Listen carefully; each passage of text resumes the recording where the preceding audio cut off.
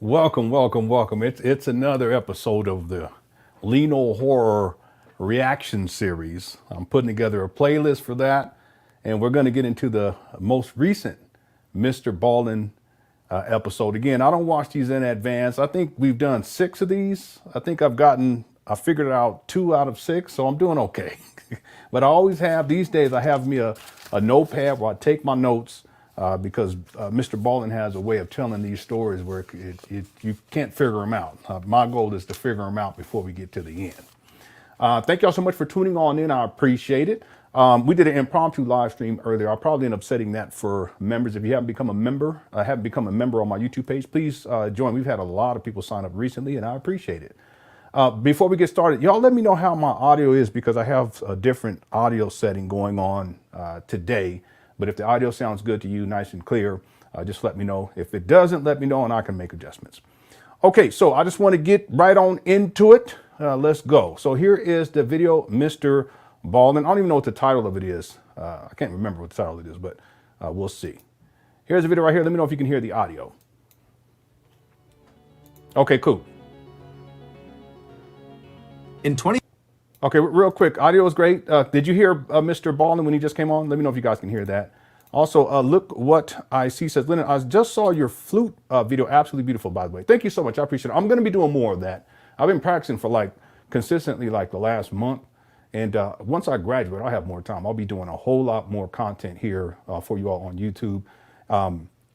Really, I'm still kind of getting things moving in that, and I have been actually even starting doing these MrBallen videos as part of this whole thing. But once I graduate, I'll have so much more time, and I'll be doing more music for you all as well. Thanks for being here. I appreciate the kind words too as well. And Tata, thank you for being here as well. Eternal Truth is here, and you can hear. Okay, you can hear. Okay, cool. All right, let's go. Here we go. Let's get into it.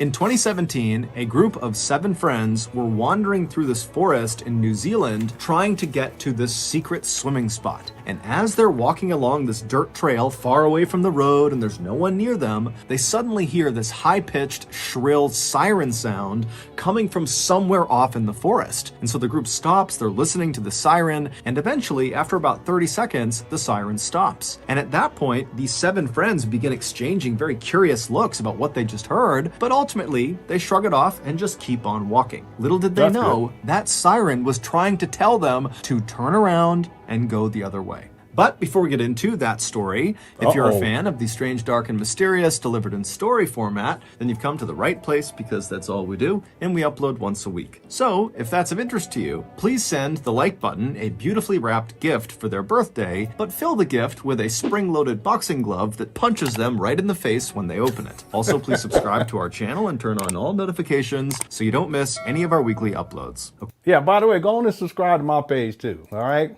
Go on ahead. Here we go. So what we know so far is 7 friends, New Zealand. They hear this siren and they're trying to find some secret hiding swimming spot. I don't get that though too. Why is it secret? I wouldn't even go. Everyone who's tuning in too, who's getting in here, thank you so much for tuning on in. Lennon got the Sherlock Holmes. Yeah, I got to get ready for MrBallen. I got to get, I have to. Here we go. Okay, let's get into today's story.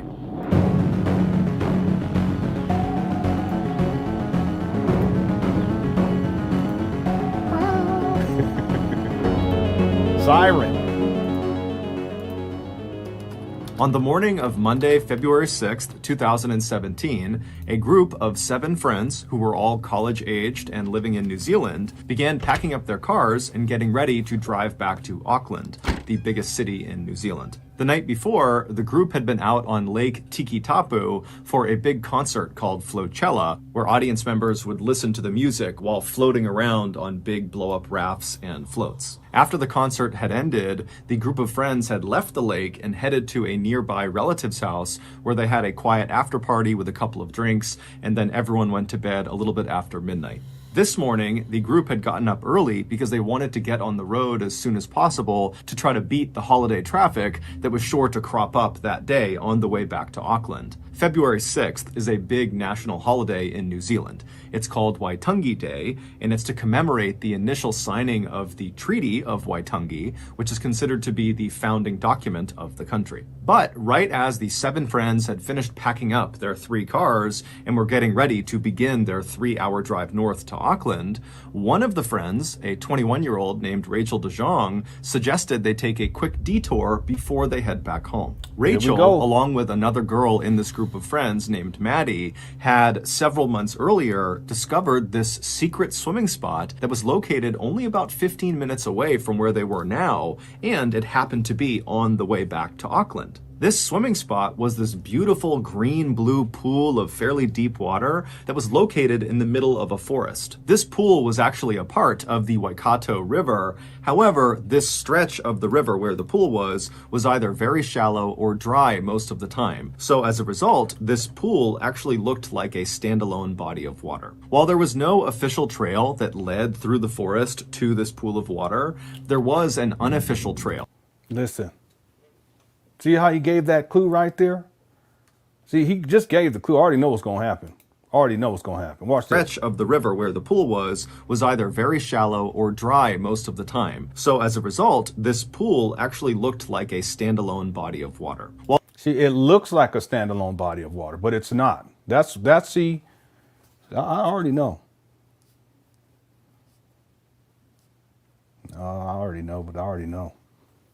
Here we go. While there was no official trail that led through the forest to this pool of water, there was an unofficial trail. It was basically a dirt trail that cut through the woods that had formed over the years of locals tromping their way to this pool of water. After hearing Rachel's suggestion, the group of friends all agreed that this sounded like a great idea. And so the group piled into their 3 cars. It's not a great idea. This is the thing I don't get in these stories. People do... Anyway, let me. And then by around 11:40 a.m., Rachel and Maddie had directed the convoy all the way to the start of this unofficial dirt trail, which was located right on the side of a winding main road. After pulling their cars safely off to the side of the road, the group got out, and then Rachel and Maddie led them to the start of this trail, and they began walking through the forest. 15 minutes later, at 11:55 a.m., the group was getting very close to the water because the trees up ahead were starting to thin out. But also at 11:55 a.m., the group suddenly stopped because from somewhere out in the forest, way off in front of them, came this loud, shrill siren sound.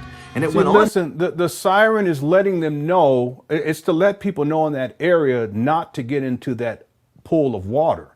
Even though it seems as if it's a standalone pool, no, it's connected to something else. It's probably connected. There's probably a dam or something like that. They they put the siren on right before they release the water, and then the water comes through. That's just the way to make sure people aren't. Well, listen, I already know. For nearly 20 or 30 seconds, and then it just came to a stop. And the group kind of looked around at each other. No one knew what to make of the siren, and so eventually they just kind of shrugged it off and kept on walking. Within a minute of that siren sound coming to an end. See, listen, where I come from, if you hear a siren, let me stop. Automatically, if you hear a siren, you just turn, you don't keep. Anyway, the group had made it to the end of this unofficial dirt track, which placed them at the edge of this beautiful overlook down to the pool they were going to swim in. And so they began one by one climbing down the rocks in front of them, where there were some ropes that had been put up to help people climb down to the water. And so after they got down to the water, all of them stripped down to their bathing suits, they jumped into the pool, and they began swimming out towards the center of the pool, where there were these 2 big rocks that jutted up out of the water, almost like miniature islands. And so Rachel and the other women, so 5 of them, they climbed onto one of the rocks, and the 2 men who were part of this group climbed onto the other rock. And so they got up onto these rocks, and they're looking around, taking in the sights, and then at 11:58 a.m., another siren that siren. blasts across the forest. It's the same sound as the one they heard 3 minutes earlier when they were on the dirt track. And so once again, all 7 of them are kind of looking at each other wondering, what is this siren about? But after the 20 or 30-second long siren came to an end, they glanced around them and there was no sign of any danger. There was no sign of really anything happening at all. It was just this beautiful, peaceful seeming oasis. And so Okay, wait a minute. Wait. And you normally I like to save the lessons for the end, but people aren't. We all know if a siren is going, that means beware. Go the other way. Be careful. Don't be over here. Get out. Go. Run. Right? Y'all remember what? I don't know if they do it nowadays, but when we was kids, they would do the earthquake drills. So born in Southern California. They do the earthquake drill. And if the alarm go off, because the earthquakes are down there all the time, they do earthquake. The alarm goes off for the earthquake with a specific alarm, and we're supposed to duck under our desk. So we should be trained for this. That if you hear a siren, it's a warning, not to not be in that area. I don't get this. I really don't get this. before long, they had forgotten about the siren again, and Rachel had gotten out her camera and she was taking pictures, and others were taking pictures as well. And then 2 minutes later, at 12 p.m., the siren sounded for a third time. See, and see the time? 12. They probably released the water at 12. Now, at this point, the group has heard the siren 2 other times. And even though the sound of the siren was kind of jarring because it was so high-pitched and shrill and really cut into their ears, this time, because they've heard it 2 other times, and it said it really cut into their ears. This guy is a master of storytelling. That this time it cut into their ears. Their ears were bleeding. I mean, ladies and gentlemen, this was absolutely phenomenal. He just goes on and on. He's awesome. Here we go. Nothing happened. They all pretty much immediately wrote it off. So the siren's sounding for the 3rd time, and the group is not really paying attention. But when the siren finally stops this 3rd time, something very different began to happen. They started to hear that water coming down. And the group immediately noticed it. He gonna take a break. Now, I know everyone has a lot to do to prepare for International Pet and Electric Eel Day. Care, a VPN or is the brand automatically block all VPN, and before long, you'll be up to your nostrils in cuddly electric eels looking for a good pet. Currently, the best deal for NordVPN is through my YouTube offer. Right now, you can get a 2-year plan at a huge discount, plus 4 additional months for free when you go to nordvpn.com/MrBallen. It's risk-free with Nord's 30-day money-back guarantee. That's nordvpn.com/MrBallen, or click the link in the description. Okay, back to the story. And it's not a private network, it's a virtual private. Let me stop. It's virtual, it's not real. When the 3rd siren came to a stop, the friends started to hear a new sound, and it was coming from the same direction the siren had been coming from, which in effect was upstream. Even though this river was basically dry, they could turn and look uphill, and they could clearly see where the river would go if it was full. And so the friends turn and look upstream, and they're listening to this really loud kind of smashing sound that's coming from that direction, and they're exchanging curious looks at each other, trying to figure out what that sound could be. And then all of a sudden, they see it. A white wall of water comes crashing around the corner and began barreling straight down the riverbed towards them. By the time the friends had even processed what that's a real video of what takes place. Could clearly see where the river would go if it was full. And so the friends turn and look upstream, and they're listening to this really loud kind of smashing sound that's coming from that direction, and they're exchanging curious looks at each other, trying to figure out what that sound could be. And then all of a sudden, they see it. A white wall. See, there it is. Yeah. Very dangerous. Very dangerous. And see, if they're already out on these rocks, they're totally exposed.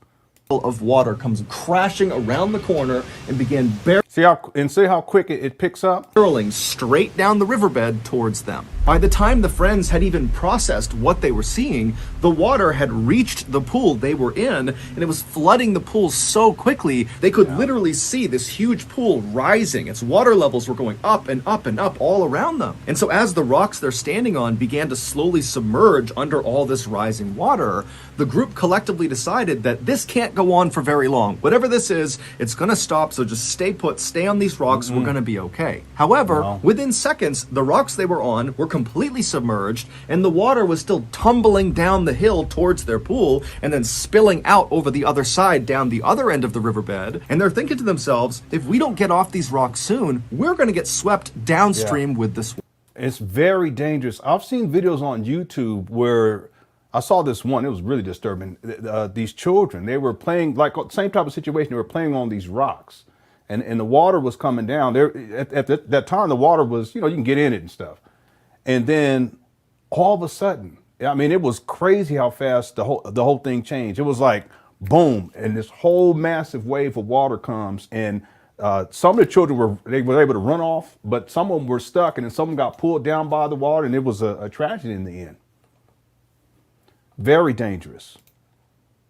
Water. And so the two men who were on their own rock, they leapt to a rocky outcropping that was slightly higher up and was connected back up to the forest. And so this rocky outcropping represented safety. And so once they were up there, they turned around and they yelled to the five women still stranded on their rock to try to swim over to them, and the guys would grab them and pull them to safety. But by this point, the girls are looking around, the water's up to their knees, and it's rushing past them. They can barely keep their balance. They know if they attempt to swim in this water, they're going to immediately be taken downstream with it. And so the group very quickly decides their only choice is for the women to literally jump. Okay, this is a real photo right here. It says a real photo of, man, this is really bad. Real photo of Rachel and the others trapped in the water. And this is so sad. Who's taking a picture? Yeah, this is so dangerous. I remember one time, real quick, because I already know it's going to get bad.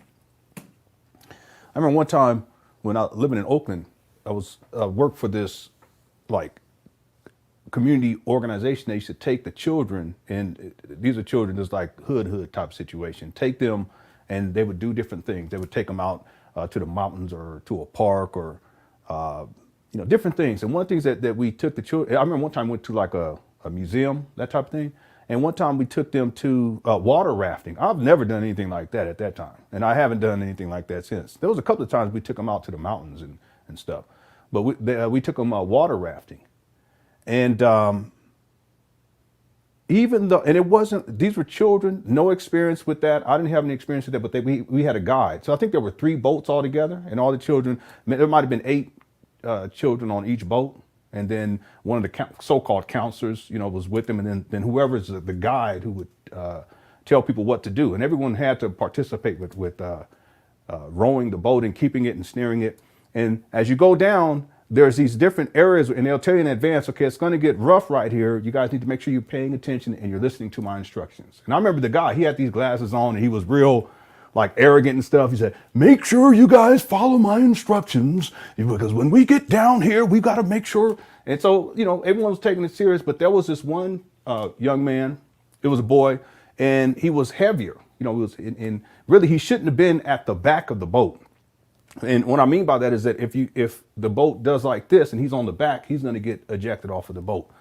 And what ended up happening is we get to this one part, and it just, the rapids just kind of pick up real quick, and the instructor's trying to tell us what we need to do, and everyone's trying to do it, and then it gets really rough, and this guy, he gets, the boy, he gets ejected off, falls into the water. It was one of the scary, I didn't think he was going to make it. It was, and the guy was screaming, no, okay, we gotta go back. And then the other boats, we gotta get this. I remember this guy, he said something like, I've been doing this for 15 years and ain't no one ever died on my watch, and it's not gonna happen now. I said, oh shit. Anyway, it was one of the scariest days. Went up getting him back on the boat. It was real difficult to get it because he was real heavy. And once we got him back on the boat, the whole rest of the thing, it was just a whole other vibe to it. I didn't even want to be on it. I was like, listen, if y'all could just turn this thing and get me off right now, that's fine by me. Boy, it was. So this type of situation, it's serious, whether you're in a boat or not. And in particular, if you're out of a boat and the water's rushing like that, not only can you drown, but you can also get pulled downstream and then ram into some rocks. And sometimes you can't even see the rocks. It'd be rocks underground or whatever. Lacerate your legs, lacerate your body, or hit your head, concussion, that type of thing. So it's really, really scary. That's why this scene right here reminds me of that. You know, so if you can imagine, we were in a boat in a situation like this, but there's the one boy, he's in the water. It was scary. All right, let's continue. Here we go. They know if they attempt to swim in this water, they're going to immediately be taken downstream with it. And so the group very quickly decides their only choice is for the women to literally jump and grab the men who have their arms outstretched for them. And so Rachel DeJong, she was the first one to try this. She leaps off the rock, she grabs the guy's arms, and she gets pulled to safety. And then she turns around, and she and the other two men continue to get the women to jump off the rock to them. And at first, it's going fairly well until they get down to the second to last woman who leaps. She grabs one of the guy's arms, and then both of them lose their footing, and the guy and the woman, they both get swept away downstream. They're gone. Rachel stays calm, and she moves to the position where the guy had been who just got swept away, and she takes out her GoPro camera selfie stick, and she extends it out to the last woman who's out on the rock. Her name is Alice, and she tells Alice, jump and grab the selfie stick. And so Alice, who's almost completely submerged in water now, makes this frantic jump to grab onto the selfie stick. She grabs it for a second, but then loses her grip, and she begins being swept away. And Rachel, who at this point was completely safe, immediately jumped into the rapids after Alice. She grabbed Alice, she attempted to turn around and grab the rock to stop them, but she couldn't get a grip. And she and Alice were also swept downstream out of view. 2 weeks before Rachel, Maddie, Alice, and the others had gone to this secret swimming spot, a warning sign, like a physical warning sign that warned people not to go near this river, don't go near this pool, was stolen. And that warning sign was normally placed at the very beginning of that unofficial dirt track that the seven friends took to get to the pool. Meaning when... Let's look at that. Damn, this is sad. So the W, the red W is the warning sign. You can see that there. There's two lookouts, and then the informal trail, that's where the arrow is pointing through. That's where they walk through. Yeah, but I don't see how they would see the warning. Well, there's the entrance. That's why, because if you come through the entrance right there, you would see the warning sign. But I thought they took, well, I guess maybe they went through the entrance and then got onto the informal trail. That's probably what happened. Yeah, they would have seen that first warning sign next to that E, but someone stole it. Man, that's sad. Beginning of that unofficial dirt track that the seven friends took to get to the pool. Meaning, when the seven friends got out of their cars and began hiking into the forest to go to this pool, they would not have understood the danger of where they were going. Now, okay, I don't really understand that. Let me just go back. Let me hear what he says real quick here. Stream out of view. 2 weeks before Rachel, Maddie, Alice, and the others had gone to this secret swimming spot, a warning sign, like a physical warning sign that warned people not to go near this river, don't go near this pool, was stolen. And that warning sign was normally placed at the very beginning of that unofficial dirt track. Okay, now I got it. Yeah, because someone else was, Alicia, you caught that. So it's not listed on here. You see the two W's? This is really interesting. So the main entrance is, the official entrance is E. Okay, and you can see there's a park. You know what's crazy about this? Why would anyone go over here anyway? Why is there an entrance over to here? It's all dangerous. It makes no sense. What's the point? Hey, to be honest, this should be, I don't know, it's a large error, but gate it off so that people can't even have access to the Waikato River. This is ridiculous. So if you look at the E, there's a parking lot there. You probably park right. People normally park right there, go through the entrance, go to the first W, which is the warning sign. They could make a left, and there's a lookout. I guess you can look and see. And then there's another warning sign, basically telling them not to get into the water. But if you kept going straight from the entrance, you would run into the informal trail, or you can keep going down towards the right there to another lookout. But if you take that informal trail, which is the red dotted line, it'd take you to the area where they got swept up. And what he's saying is that right there where that informal trail is at, where it connects to the path from the entrance all the way up to the right, to the lookout, there should be a sign there, and someone stole that sign. Why would someone do that? Yeah, I know that's crazy. Yeah, I know. That's what I was saying right now. It don't make no sense. Yeah, it's probably some sort of service road. But even still, though, Amir, if it's a service road, they should have that gated off. They shouldn't even have people to have access to this, because it's so dangerous. Okay, and again, I guess the signs are there for a reason, but still, I wouldn't have anyone even over in that area. Okay, here we go.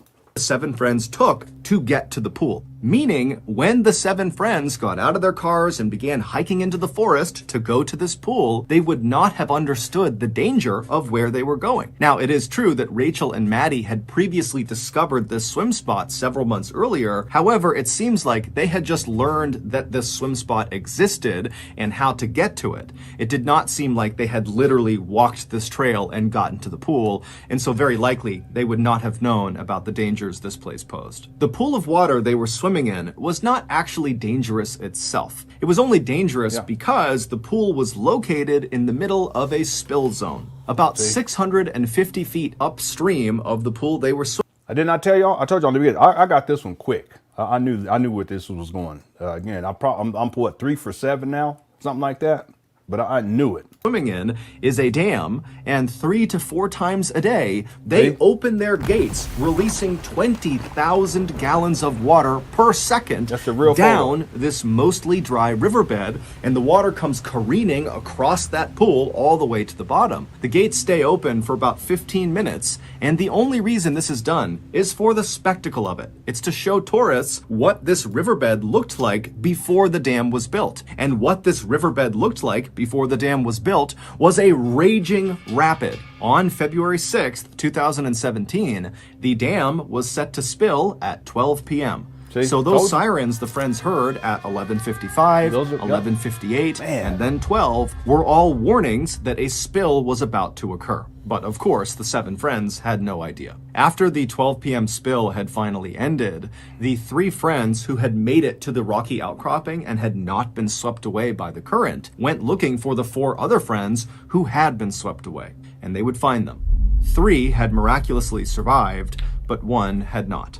The sole fatality was 21-year-old Rachel DeJong, whose idea it was to come and swim at this spot in the first place. Wow. Rachel also was the woman who had left safety and jumped back into the rapids to attempt to save her friend, Alice. Wow. Today, there are many more warning signs and fences that have been put up around the Waikato River to prevent people from getting too close, because the dam still, despite the fatality, spills several times a day. However, despite all these precautions and all the notoriety around Rachel's death, people still today sneak in and go swimming in that secret pool.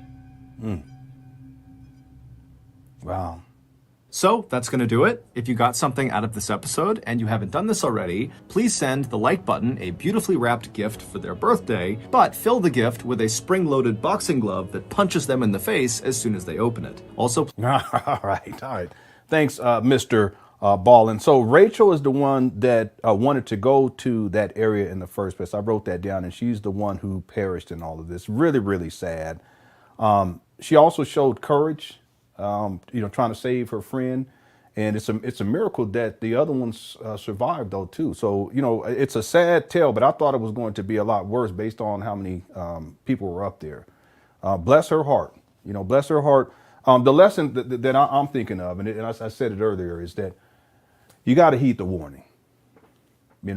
If you hear sirens, this is something I talked to my son about. I said, listen, if there's something that's taking place and it's not good, you don't go and you find out. I'm talking, and this is in particular, at school. If people are about to fight or they're arguing and it looks like it's going there, don't go over there and hang out. Don't go over there and watch. You go the opposite direction. So that's the lesson that I take from this, and it's a lesson for all of us. If the signs are there and there's a siren, okay, that's letting you know something it's not good over here, you have to heed the warning, and you got to you got to go the other way. Okay, you just have to. And I know that it probably would have made a difference if the sign was there, but even still, if I'm going someplace and I hear a siren, I hear it once, and then I keep going in the same direction, and I hear it twice, and it's probably it's going to be louder the second time, I'm not going to continue to go forward. I'm going to turn right back around and go back from where I came from. That's a huge lesson for all of us.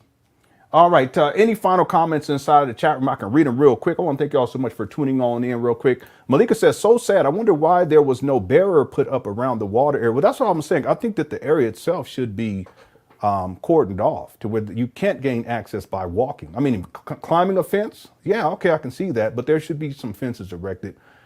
They did say they put up more signs. You know, people are still going to do what they're going to do. But in this case, if it was fenced off, and then on the fence, it has the signs. It's probable, the warning sign is probable that these young people wouldn't have gone up there if it specifically said, listen, at this time, at 12, that's when the water will be released, and your life will be in jeopardy if you're in this area at that time. I'm sure, and they would have looked at their clocks, looked at their cell phones, said, hey, look, we're not gonna do this.